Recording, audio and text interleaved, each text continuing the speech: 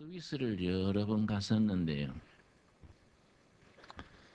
200년 전에 스위스는 너무너무 가난했습니다. 150년 전, 200년 전에. 너무 가난해가지고 자기 딸을 프랑스로 이태리 부잣집에 팔아먹었어요. 스위스의 남편들은요, 먹고 살 게 없어가지고 이태리로, 프랑스로, 영국에 용병, 전쟁, 용병으로 돈 받고 전쟁터에 간 용병으로 나갔습니다. 목숨 걸고 피 흘려서 월급 받아서 스위스에 송금하면 그 부인들이 살림꾸렸습니다. 근데 그 스위스의 이 청교도 신앙, 장로교의 본질이 되는 칼빈 신앙이 들어가서 스위스 사람들의 이 생각을 바꾼 거예요. 거기서 골짜기에 그 벼랑에다가 집 짓고 시계를 만들고 해서 스위스가 일어났지요. 그래서 스위스 시계 산업이 전 세계 시계 산업의 80%를 석권했습니다. 전 세계 수입에 시계 팔아서 수입 얻는 것의 90%는 스위스가 잡았습니다. 그런데 무슨 일이 생겼느냐? 1960년대에 들어왔어요. 스위스의 한 연구소에서 전자시계를 발명했어요. 전자시계. 이렇게 초침 돌아가는 게 아니고 전자 이렇게 시간 나오는 거 만들었는데 이걸 시계 전시회에다가 출품을 했는데요. 스위스 시계 업자들이 아무도 관심 안 가지는 거예요. 뭐 이런 게 시계냐 이거지. 할 수 없이 그 다음에 국제 시계 전람회에다가 출품을 했는데 일본 한 중소기업 사장이 딱 보고요. 요거다. 미래의 시계는 요거다. 중소기업 사장이요. 자기 전 재산 털어놓은 거 샀어요. 그 독점권 샀어요. 그 뒤에 10년에요. 스위스는 5만 명의 실업자가 됐습니다. 시계 전문가들이. 완전히 전자시대 시대가 온 거예요. 전자시계 시대가. 그 회사가 세이코요. 세이코. 전 세계 시계 산업을 석권했어요. 이 발상이라는 게 중요합니다. 발상이. 시대는 바뀌는데 옛날 생각하고 고정관념에 매여 있으면 자기도 모르는 사이에 뒤처지는 겁니다. 이 발상이. 여러분 덴마크라는 나라가요. 옛날에는 아주 덴마크 왕국이 강국이랬습니다. 그런데 쓸데없는 전쟁을 했어요. 영국하고 싸우고 독일하고 싸우고 그래가지고 한 20년 전쟁하고 나서 국토의 5분의 4가 뺏겨버렸어요. 제일 못 쓰는 땅만 5분의 1 남은 겁니다. 완전히 나라가 망하게 되면 두 가지가 유행합니다. 도박이 유행하고요. 싸움. 동네마다 싸움질하고 도박하고 남은 남자들은 상위구인만 남고 전쟁 가서 다 죽고 노인하고 상위구인하고 부녀자만 남은 겁니다. 나라가 완전히 거들나게 됐는데 그때 꾸룬두비라는 목사가 나왔어요. 꾸룬두비. 이 사람이요. 꾸룬두비. 목사 고시를 치는데 신학교 나와가지고 목사 고시 치는데 설교 시험이 있습니다. 설교 시험. 10분간 설교 시켜보고 점수 매겨요. 젊은 목사가 20대 새파란 목사가요. 꾸룬두비 교회 지도자들이여 회개하라. 이게 설교 제목이에요. 괘씸하다고 당장 떨어져 버렸어요. 응? 목사가 훨씬 낙방한 거예요. 그 말하다가. 그러니까 참 섬해가지고요. 신경쇠약이 걸려가지고 신경쇠약. 그 코펜하겐 대학을 1등 나온 인재인데 목사 떨어지고 시골 가서 신경쇠약 걸려가지고 밤중에요. 이런 뱀이 자기를 칭칭 감는 거예요. 그래서 막 뱀 머리를 잡고 소리를 빽빽 지르니까 사찰 집사가 놀래서 가보니까요. 이 젊은 목사가요. 자기 팔을 자기가 붙들고 뱀이야 소리 지르는 거예요. 이 정신찬랑 신경쇠약까지 간 겁니다. 그러다가요 성령 체험이었어요. 성령 체험. 성령 불 받았어요. 거기서부터 변화가 돼서 아주 불을 토하는 설교를 했는데 그 사람의 설교가 덴마크를 살린 거거든요. 핵심이 그거예요. 밖에서 잃은 걸 안에서 찾자요. 국토에 좋은 땅 5분의 4 잃어버리고 못 사는 땅 5분의 1 남았다 이게. 밖에서 잃은 걸 안에서 찾자. 하나님의 말씀과 조상들의 역사 속에서 우리의 혼을 깨우치자. 거기서 일어난 것이 덴마크입니다. 덴마크. 가장 중요한 것이 교육운동입니다. 그룬드비 목사 설교를 들은 사람 중에 크리스찬 콜이라는 사람이 있었는데 옛날 초등학교 교사 출신이에요. 교사를 하다가 교육 개혁한다고 자기가 교과서 만들어서 하고 하다가 교육감한테 찍혀서 해고당했어요. 이 사람이 뚜른누비 목사 말 듣고 교육을 시작했는데 저 시골 물방앗간 하나 빌려가지고요. 학교로 만들어가지고 개교를 하는데 기도를 했습니다. 하나님, 내가 첫 학년에 15명만 보내주십시오.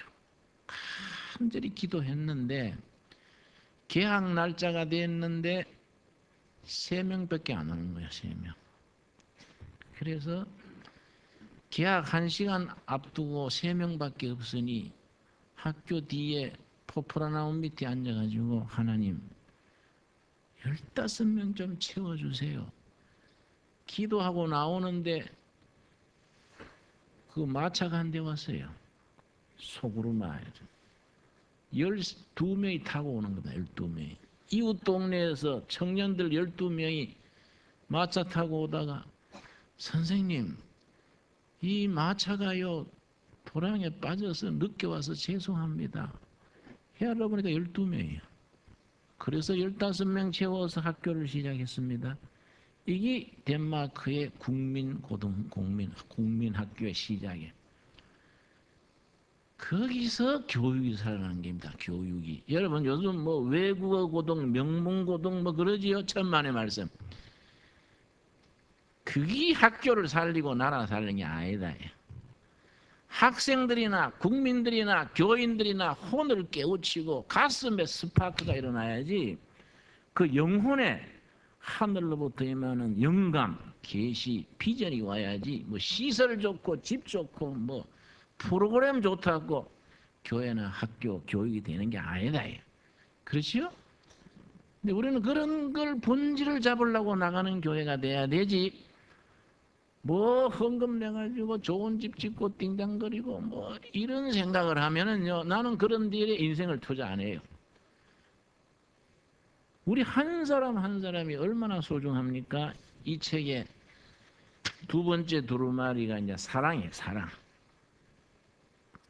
어떻게 시작되느냐 하면은 지난주에 첫 번째 두루마리 소개했지요. 그건 이제 두루마리가 10개인데 나머지 9개를 어떻게 학습하느냐는 내용이 첫 번째 두루마리입니다. 두 번째 두루마리부터 뭐라고 시작되느냐 하면은 상인이 자기가 상업에 성공하는 길을 일반적으로 경쟁하고 이익 남기고 이걸로 생각하지요. 이 사람은 발상이 다른 거. 이 책에는 사랑으로 고객 한 사람 한 사람 거래처 사랑으로. 그래서 이렇게 시작합니다. 나는 사랑이 충만한 마음으로 이 날을 맞이하리라. 매일 아침 눈 뜨면 오늘 사랑 충만으로 살아간다. 만나는 사람, 고객, 거래처 충만한 사랑으로 대하겠다 이거죠. 사랑이야말로 모든 성공 뒤에 은밀히 감춰진 위대한 힘이다. 무력은 방패를 깨뜨리고 심지어 생명을 앗아갈 수도 있다. 그러나 사랑에 보이지 않는 힘은 다른 사람들의 마음까지도 열 수 있다. 내 친구 목사님이 평양에 있는 그 교회 예배 보러 갔습니다. 이제 공산당에서 세운 교회니까 교회랄 것도 없지요. 그 설교하는 이 북한 목사가 뭐라고 설교했는가 하니, 여러분, 예수께서는 사랑하라 했습니다. 그러나 미제국주의자들이야 사랑할 수 있습니까? 까부셔야 돼요. 이 설교야 설교. 그거 평양교회 설교. 그 자기가 아주 학을 띠다 그래. 세상에 그래 설교하는 데가 어딨나? 제국자이든 공산주의자든 근본은 인간의 영혼을 사랑해. 사랑. 그 사랑이 자기를 성공시킨다 이거지. 그런데 그 사랑 중에 이 뒤에 뭐가 나오냐면은, 나는 나 자신을 사랑한다. 자신을. 여러분, 자신을 사랑하지 못하는 사람은 이웃을 사랑할 수 없어요. 어떤 사람이 자신을 사랑하지 못하느냐 하면요, 어릴 때 사랑받아야 될 나이에 미움을 받거나 상처를 받거나 뭐 성폭행을 심하게 당하거나 아주 이런 끔찍한 경험을 하면 이 마음의 상처가 돼서 자기 사랑을 못해요. 이런 사람은 평생 사랑 결핍증, 불구자가 되는 겁니다. 자기를 사랑하지 못하는 사람은요, 다른 사람을 사랑하지를 못해요. 자기가 행복하지 못한 사람이 다른 사람을 행복하게 할 수가 없습니다. 그래서 이 책의 2장에 뭐가 나오냐면, 무엇보다 나 자신을 사랑하리라. 내가 나를 사랑하게 되면 내 몸, 마음, 영혼, 가슴 속으로 들어가 모든 것을 열심히 점검하리라. 나의 몸이 요구하는 것에 탐닉하지 않도록 할 것이며, 내 마음이 악과 절망에 빠지지 않게 할 것이며, 영혼이 만족하여 해이해지지 않도록 할 것이며, 청결과 절제로 내 몸을 소중히 할 것이다. 여러분, 자기를 사랑하는 사람이 절제해야 되지요. 청결해야 되지요. 자기를 사랑하는 사람이 가까운 사람 사랑하는 겁니다. 세 번째 장에 뭐에 나오냐면은, 이런 감투정신, 최후까지 최선을 다하는 그런 감투정신이지요. 개척정신. 내가 지난 3주 전인가 일본 갔었지요. 일본 동경도지사, 우리로 말하는 서울시장입니다. 서울시장 같은 동경도지사가 내가 가실 때 한 말이, NHK에 나와가지고, 지난번 동계올림픽 토리노 동계올림픽에 한국은 금메달 6개 받았습니다. 일본은 금메달 하나 받았어요. 거기에 대해서 동경도지사가 뭐라 했냐면, 일본 젊은이들이 곤조가 없다. 곤조가 없었다. 곤조, 근성입니다. 근성. 일본 젊은이들이 곤조가 없어졌다. 근성이 없다. 파이팅 스피릿. 투지지요. 투지. 저는 30살에 빈민촌 들어가서 넉마주의를 했는데, 하고 싶어 한 게 아니라 굶다가 배고파서 한 거야. 혼자 하니 동네 청년 모아서 하자 하고 모아서 했는데, 지금까지 그 감사해요. 내가 넉마주의를 맨날 30대 해서 교회를 일으킨 기니까 얼마나 감사한지. 왜 그게 감사하냐? 넉마주의 곤조가 있어요. 넉마주의 근성이요. 근성. 이게 몸에 배이니까요. 지금까지 내가 아주 참 감사한 것이, 뭘 하다가 실패하고 넘어져도 쓰레기통 옆에만 넘어져라. 좋대. 쓰레기통 있으면 나는 산다. 이게 산다. 응?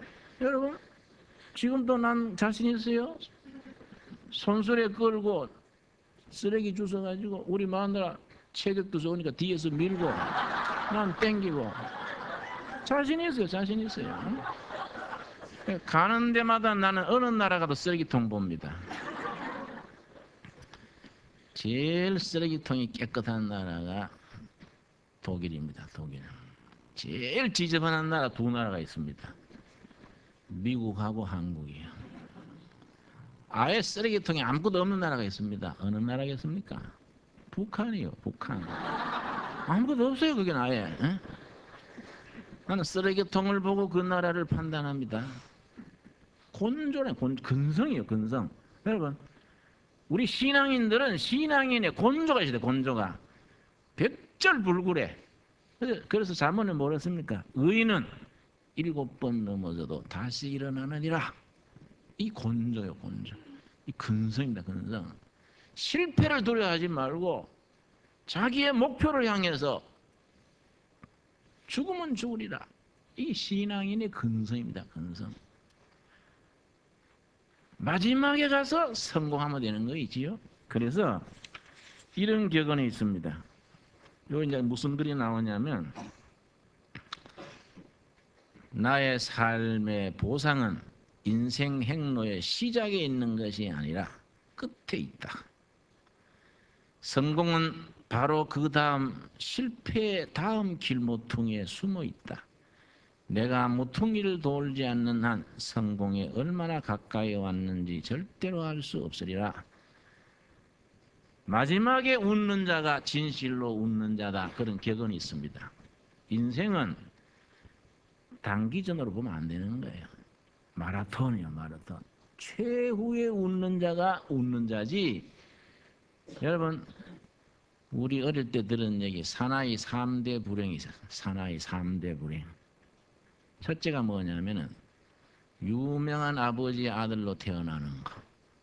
둘째, 마누라가 지보다 더 똑똑한 거. 세 번째, 너무 빨리 출세하는 거. 아주 옛날에 그 말이 내가 참 기억나요. 젊어서 출세하고 나이 들어가지고 늙어버립니다. 인생은 마지막이 좋아야지. 마지막이. 나이 들어갈수록 좋고 갈수록 해피엔드가 돼야 되지. 초판에 반짝하다가 사라지면 뭐 하겠습니까? 여러분, 우리가 신앙인은요, 하나님 나라에 대한 목표가 있는 겁니다. 갈수록 하나님 나라 가까워지고 갈수록 성공으로 가까워져야지, 뭐 은혜 받다고 길고 뛰고 뭐 하다가 거품 공부하다가 나중에 뭐 예배당사를 안 다녀요. 내가 다녀보면 그런 사람들 부지기수입니다. 여러분, 우리 신앙인은 초지일관, 마라톤 하는 끝까지 견딜 수 있는 그런 신앙과 저력, 이런 걸 우리가 품고 하나님 나라를 향해서 열심히, 지금 아무리 시시해도요, 하나님이 나를 인정해 주는 겁니다. 이사야서 45장 4절입니다. 이사야 45장. 여러분 빨리 야구 보러 가야 되기 때문에 내가 그만하겠습니다. 이사야 45장 45장 4절 말씀. 이사야 45장 4절. 우리 한 사람 한 사람이 소중한 겁니다. 하나님 앞에서 한 사람 한 사람이, 한 사람 한 사람이 하나님이 얼마나 사랑했느냐, 죽기까지 사랑하신 겁니다. 그만큼 소중한 거지요. 이사야 45장 4절. 내가 나의 종 야곱, 나의 택한 이스라엘을 위하여 너를 뭡니까? 지명하여 불렀나니 너는 나를 알지 못하였을지라도 나는 너에게 칭호를 주었노라. 하나님께서 우리 한 사람 한 사람을 딱 찍어냈대. 이건 지명하여 불렀다. 영어 성경에는 포인트 아웃, 핀센트로 찍어낸 겁니다. 여러분, 두레교회 괜히 모인 게 아니다. 이게 한 명 한 명 하나님이 핀센트로 찍어서 여기에 모이게 했다. 여러분 믿어집니까? 그러니까 다 소중한 거예요. 다 소중한 거예요. 예배당에 와서 돈 자랑하거나 지식 자랑하거나 지위 자랑하면 어리석은 겁니다. 예배당에는 다리 밑에 거지도 장애인도 아무리 미미한 사람도 예배당에 오면 소중한 거예요. 왜냐? 하나님이 지명하여 불러낸 거예요. 여기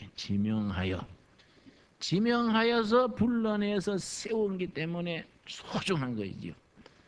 내 자신이 소중한 만큼 내 성도들 다 소중하게 여겨서 하나님 안에서 사랑의 가족 공동체를 이루어 갈 수 있기를 바랍니다.